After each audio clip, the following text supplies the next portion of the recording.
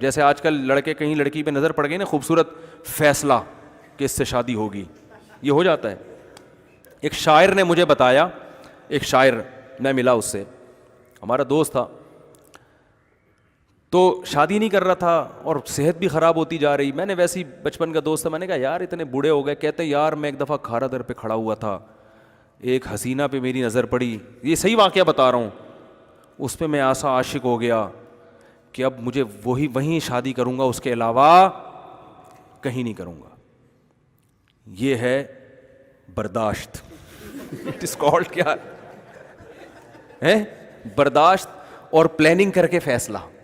ابے تجھے کیا پتا کہ وہ کوئی چور ہے، کوئی ہیروئن بیچتی ہے یا فاحشہ تو نہیں ہے خدا نخواستہ، اس کی ماں نے اس کو کوئی سلیقہ صفائی سکھایا ہے کہ نہیں سکھایا، پردہ نماز کا کچھ ہے کہ نہیں ہے، بس شکل پسند آئی ایک دم فیصلہ کہ شادی ہوگی تو یہی ہوگی، باقی ورنہ کہیں نہیں ہوگی. میں اس لیے مثال دے رہا ہوں کہ یہ زیادہ آسانی سمجھ میں آ جائے گی. ہر کام میں ایسا چل رہا ہے، ہر کام اسی طرح ہو رہا ہے. کاروبار کا فیصلہ کریں گے، ابے یار گرمیوں میں برف کا کام ٹائٹ چل رہا ہے، وہ وسیم گولے گنڈے والا دیکھو فوراً بس کروڑوں روپے انویسٹ کر دیے، برف کی فیکٹری لگا دی، وہ تباہ ہو گئی، برباد ہو گئی. کہہ رہے ہم نے تو استخارہ نکال کے کام کیا تھا پھر بھی برباد ہو گیا.